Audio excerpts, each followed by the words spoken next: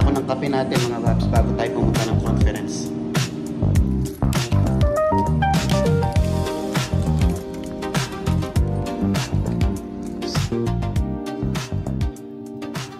Yo, what is up mga bab? Happy Wednesday mga bab. Welcome back to my channel, Tito Bab Channel mga babs. For today's vlog mga bab, wala lang, Roro vlog lang tayo. So day off natin ngayon mga babs. Kahapon pa day off na natin. Last day off natin ngayon. Pero pupunta tayo ulit ng work. Kasi meron na naman tayong tinatawag nila na in-service. Naalala nyo yung dati natin na vlog, no? So meron na naman tayong pupuntahan na parang seminar siya. So yeah, 2 hours yun. Time check is 11 AM. Maaga tayo kasi drinap ko si manager dito sa kanyang work. Pero yung appointment natin is 12 o'clock hanggang 2 o'clock. So yeah, pupunta tayo doon kahit day off natin. Yan, buhay CNA dito sa Amerika. Ito tayo sa facility ngayon and samahan nyo ako mga babs. Buti na lang ano siya, with pay naman, so mababawi natin yung gas natin, may sobra pang konti, no? Yan, let's go, samahan nyo ako sa ating vlog for today. And pero bago yan, syempre intro muna tayo. Let's go.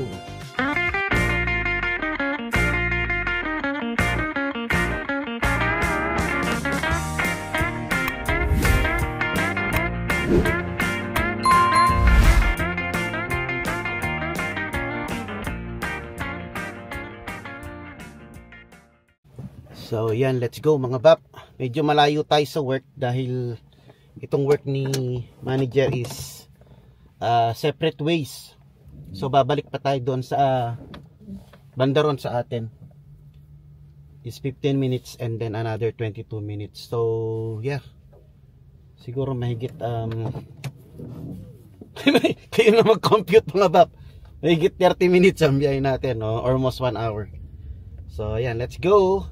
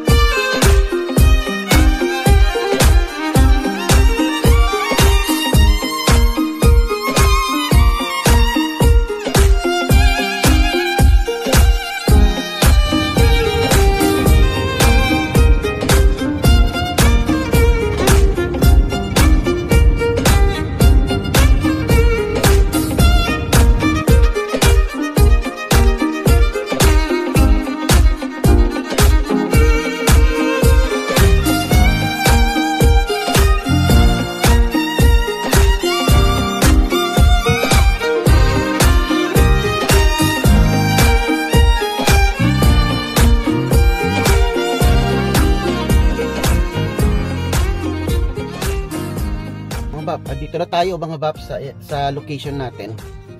So yun, maaga tayo ng 30 minutes. 30 minutes tayong maaga kasi yung first batch ng seminar is 12 o'clock. Yun ang kukunin natin, 12 to 1. Tapos meron din, 12 to 2. Tapos meron 2 to 4. So doon tayo sa first batch. Kasi mamaya susunduin pa natin si Bunso. So okay na yung 12 to 2. Anyways, maaga tayo mga babs. Yan, so habang naghihintay, ano kaya magandang i-topic natin, ano? So, yeah, update na lang tayo mga babs regarding sa ating pagta-transient ng ng transient bang tawag doon? Yeah, pag-transfer ng PM from PM to knock shift, which is night shift mga bab. Yung night shift na start ng 10 PM to 6 AM ng umaga. So ano ba? It's more slow mga bab. Guaranteed yun. Siyempre natutulog yung mga residents, ano. May time ka huminga. Maaliwalas ang buhay. Di kagaya ng PM. Sa AM di ko ma-explain kasi hindi naman ako nag-PM, ay nag-AM. Nag-AM lang yata ako ng orientation, pero nakita ko rin kung paano yung sa AM. Siyempre mas ano sila, mas busy sila kasi mas maraming ginagawa. Andyan kasi yung get ups Sa umaga, get up nila lahat ng dapat i-get up. Tapos meron silang breakfast, meron silang lunch. Yun ang sakop ng AM shift. So ang advantage naman ng AM shift is maaga yung pasok mo. It means maaga ka rin uuwi by 2 o'clock PM. Tapos ka na mag-work. So yung iba, yun ang gusto nila. Especially yung mga estudyante, kasi minsan hapon sila nag-online class, yung mga nagna-nursing, mga nag-i-step up papunta ng nursing or LVN, ganon. Yun halos yung mga pang-umaga kasi ayun nga, maaga silang natatapos and di sila napupuyat. So yun ang advantage. Or yung iba naman gusto lang nila ng ganon kasi mas marami silang nagagawa sa bahay nila. 2 PM pwede pa silang mamasyal, maglakwatsa. Yung mga single pwede pang lumabas sa gabi, So yun ang advantage. Sa mid shift naman, which is yung 10 to yung 2 PM to 10 PM, yung shift ko dati yung PM. Gulo yung start ng 2 PM hanggang 10 PM. Yun yung second shift, yung dating shift natin. Kagandahan nun is hindi ka nagigising ng maaga para pumasok, hindi kagaya yung 6 AM na kailangan 5 PM. Gising ka na dahil magre-ready ka pa, magbabiyahe ka pa. So yun ang advantage. Yun ang advantage ng PM. Hindi ka magigising ng maaga at uuwi ka, hindi ka rin masyadong puyat kasi nga 12 o'clock ka lang o 10 o'clock ka lang lalabas. Kung magbabiyahe ka man, most probably mga 12 o'clock ng midnight tulog ka na. So yun naman ang advantage ng PM. Ang disadvantage din is pagod din, mga bab. PM meron kayong dinner, may dinner kayo, tapos may shower din kagaya ng AM. Sa night shift makakat yung wala kayong shower, makakat yung breakfast, makakat yung lunch. So maraming mga nabawas sa trabaho pagka sa night shift. So yun, tapos tulog pa yung mga residents. Pero hindi meaning na wala kang gagawin, mga babs. Kasi may mga residents tayo na nabanggit ko nga minsan, may mga residents na hindi natutulog, tawag ng tawag. So may trabaho pa rin, pero hindi siya kasing fast-paced ng umaga or ng PM, So yeah. What else? Ang kalaban, ang cons ng PM is yung puyat. Yun, lalo na sa mga family, yung mga may family, may mga batang hinatid kagaya natin. Pero tingin ko kung single naman, tapos nakship ang work mo, tapos wala kang obligation sa umaga, tulog ka lang maghapon, maganda rin ang nakship. Tapos yan, ang cons pa ng nakship is may night differential. Yun, mga paps, yun ang maganda ron, may night differential. Tapos nakakahinga ka ng maayos. So ayan, may nakalimutan pa ba ako? Kung may nakalimutan ako, i-add na lang natin sa message sa ilalim. Anyways, sa comment box pala. So anyway, 11:39 siguro pupunta na. Meron pa pala akong nakalimutan na ipass sa HR.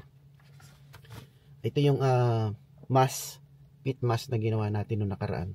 Yung sa N95 na annually sinusukatan ka. Siguro para kasi baka tumaba yung mukha mo, gano'n. Kaya kailangan yung sukat mo is parehas pa rin ng kagaya nung na-hire ako, sinukatan na ako, pero after 3 months sinukatan ulit ako. Hindi ko alam kung bakit Pero sabi annually, dapat next year pa ako susukatan. Pero anyways, ito ibibigay natin sa HR ngayon. And then by that time siguro, kasi banda ron pa yung HR, lalakarin ko hanggang papunta ron sa may meeting place sa area. So yeah, sakto lang tayo sa oras. So yeah, let's go. Update ko kayo mamaya, mga Baps, after 2 hours. Hindi na tayo magbibideo doon sa loob kasi bawal naman and yun, let's go. Ayan, nakakuha muna ako ng kape natin, mga Baps, bago tayo pumunta ng conference. Pero may merienda naman doon for sure. May pa-pizza doon, kaya mga chips, gano'n. Tahan lang tayo ng konti. Let's go!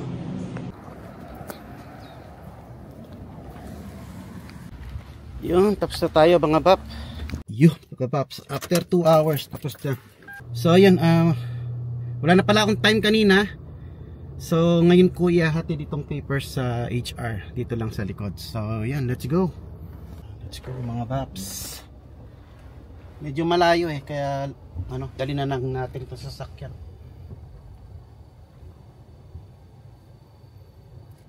So, ayan, update ko kayo mamaya mga baps.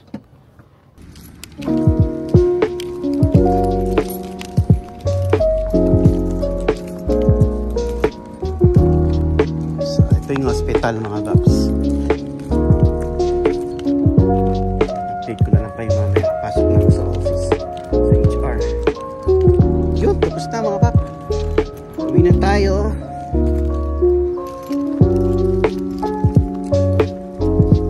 Yo, waris up mga bap. Yan, natapos din ito. Tapos din ang ating in-service. So, yan. Kahit day off mga bap, kailangan pumunta ka kasi mandatory siya.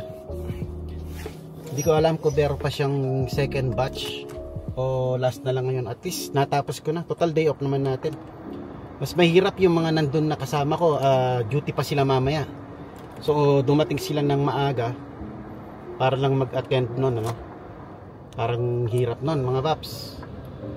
Kasi hahaba yung oras mo. At least tayo uwi na tayo nito, tapos enjoy natin ang ating day off. So okay naman kasi bayad naman yun. Pati yung yung mga online learning bayad din. So nag-submit na ako ng 1 oras, additional 1 hour, tapos 2 hours ngayon. Di naka 3 hours tayo na na ganun lang yung ginawa natin. So ayun mga baps, yung mga baps, uwi na tayo. Focus lang tayo sa pagmamaneho. And gutom na ako So aywan ko kung nakapagluto na si panganay. Makuliblim na naman mga baps. Kanina litaw na litaw yung araw, uminit. Tapos ngayon makuliblim na naman. Labasan na ng mga estudyante mga paps.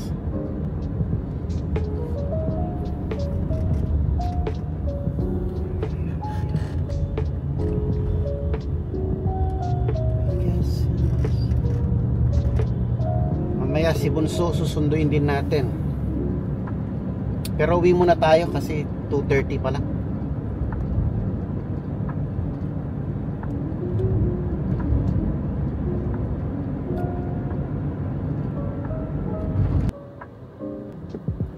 Uy, Tetla.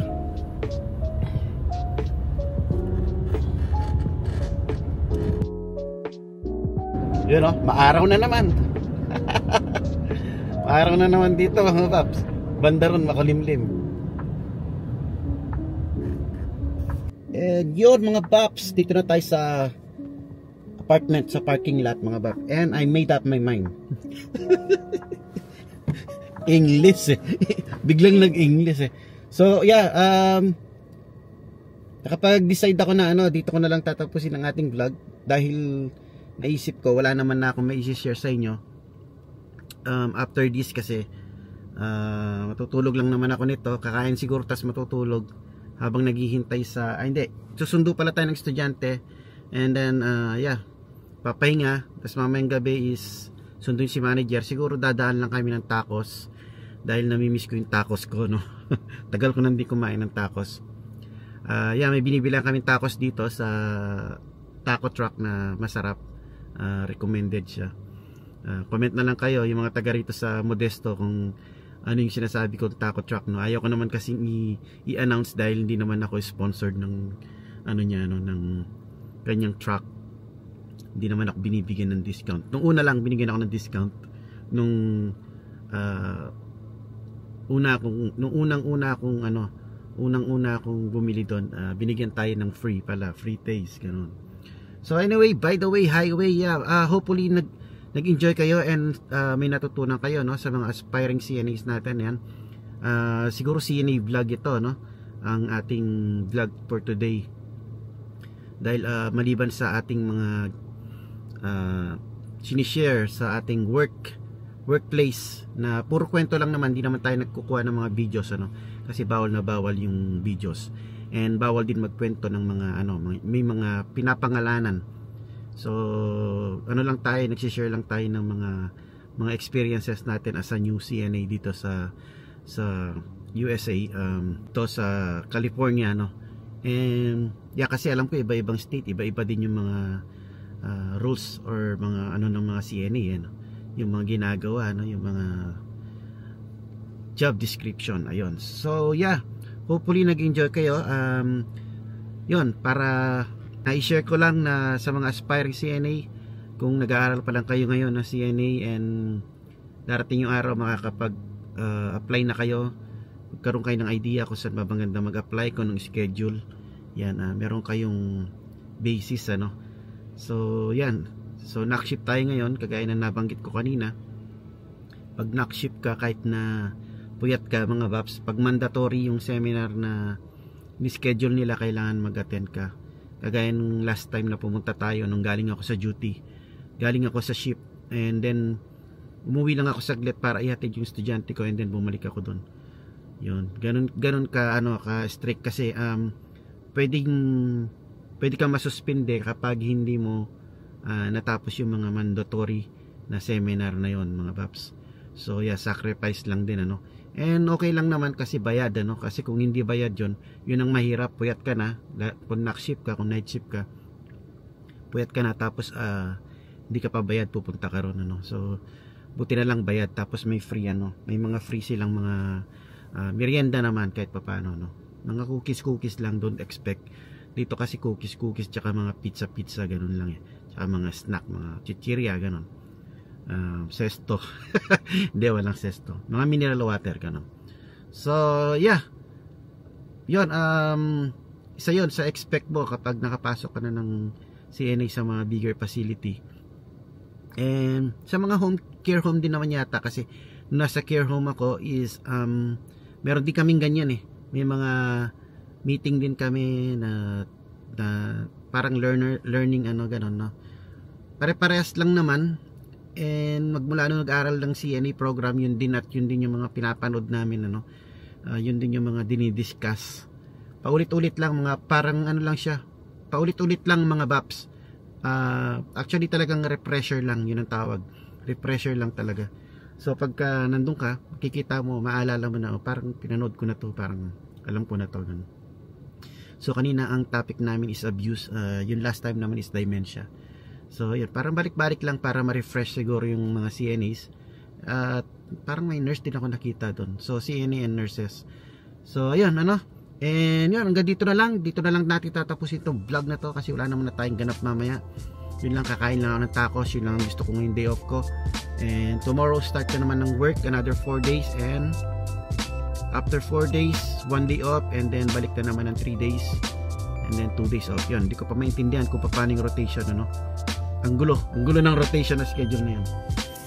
So anyway, by the way, highway, maraming salamat kung nakaabot ka hanggang dito sa video, sa dulo ng video na to. And kung nagustuhan mo, kung may natutunan ka, kung may gusto kang ipa-explain or ipa-share sa atin regarding sa CNA, CNA is a Certified Nursing Assistant dito sa US, especially kung dito ka sa California. Yes, yun, just comment down below and try natin na gawan ng discussion or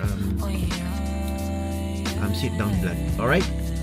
Okay mga Vaps, hanggang dito na lang talaga, and thank you for watching. Sa mga hindi pa nag-subscribe, please subscribe and comment. Alright? Peace!